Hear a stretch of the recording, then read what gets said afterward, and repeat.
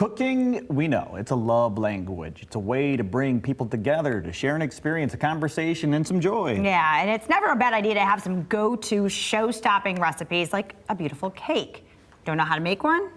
We've got you covered. Welcome back to Beverly Constantine from My Chunky Table here with us, and she brought the cake. Beverly, welcome back. Thank you for having me. I'm excited. I brought 2 cakes this time. Two cakes. Even better. Yes. Doubling down. All right, well, let's start and talk about what you do. What is My Chunky Table? So My Chunky Table is kind of a space where I love encouraging people and inspiring people to gather, connect, and really just enjoy each other's company. And of course, everything I do has to do with food. So it has to be in the kitchen, around the table, exploring new restaurants. And this is one of my favorites, so I'm so excited to share it with you guys. And before we dive into it, you were just telling us that this process kind of ties into what you were just saying. This is the type of cake that's perfect because it is all about the connection and not so much about the finished product. You don't have to be a perfectionist to enjoy this. No, my whole motto is connection over perfection. And it's just, it doesn't have to be perfect. It's food. People will love it. They will still come to your table. I love that. And so let's talk about the classes too, what they're like, how people can experience this, because this is just one of the offerings that you have. You have several different savory options, you've got breads and other things. Yes, so I offer a bunch of different sweet and savory classes. I have a sweet tooth, so I love teaching how simple it is to put something like this together. I think so many people get intimidated, like, oh, I can't bake a cake. And I'm like, no, you don't have to, it doesn't have to be perfect. You could even buy a cake and then put filling in it. For me, the filling is kind of like my favorite over frosting, just because I can play with so many flavors.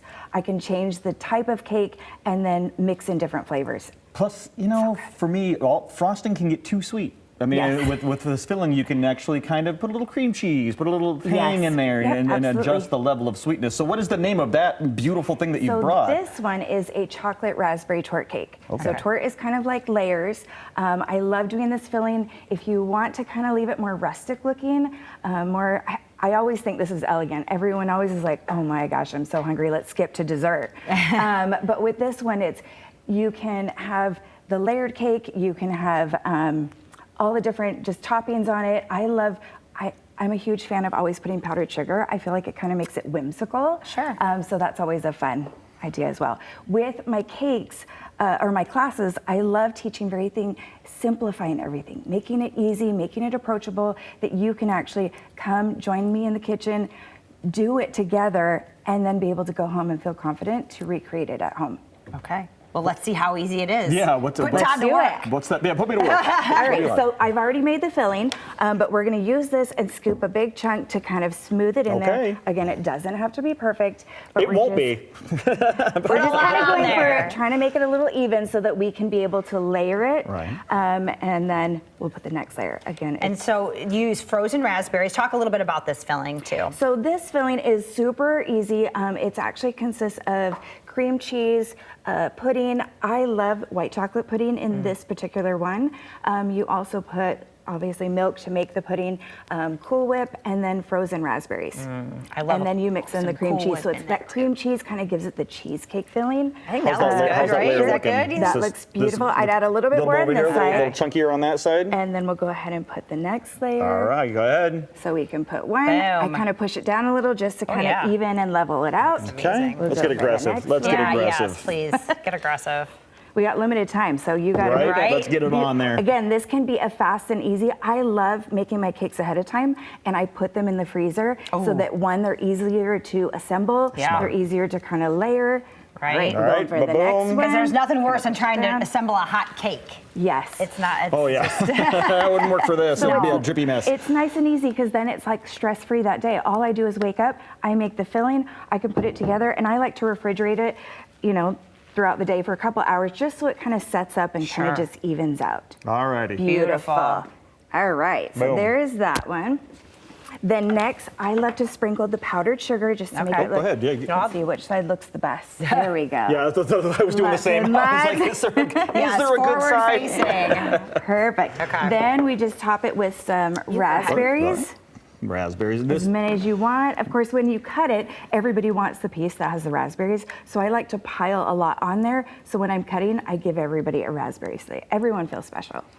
And then you also share recipes online too. So let's talk about that. So if people want to find some recipes, Yes. they can go to your website. So on my website or on my social media, I love sharing different recipes. I love giving tips and tricks and techniques to just help you build that confidence. Because when you have the confidence in the kitchen, that's where you get more activity. You get more people wanting to come and gather in the kitchen with you. Right. And I love the fact it doesn't have to be hard. It does not have to be complicated. It doesn't have to be over the top. Like Yes. it can be And again, something something simple. this simple Yeah. can turn into something so beautiful. Absolutely. And anybody You're so who- precise with Well, your raspberry. anybody who's, we were just talking about this, anybody who's seen the British baking show on TV, is He's like, the yes. vibes that you get from putting raspberries You're like, on a powdered yes. sugar chocolate cake is pretty much the intro to the And show. then kind of to level it up one more, Chocolate. I Yeah. love doing chocolate. Okay. So a mixture of dark chocolate, light chocolate. Okay. I will use, that's why I brought two it's a- sets. it's a carrot is peeler. I like to use a peeler, Yeah. and then I just kind of take a bar and I kind of just, it's okay if it's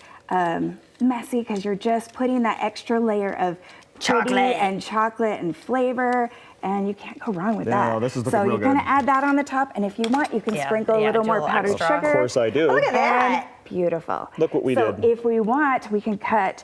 One of the things I do in my classes is I like to show a couple different ways that you can cut the Okay. cake. Yeah, 'cause a that- lot of people, this one particularly, it's like, how do you cut it so that it doesn't just fall apart? So I learned this from my mom, where you kind of cut into it, and then you're going to cut.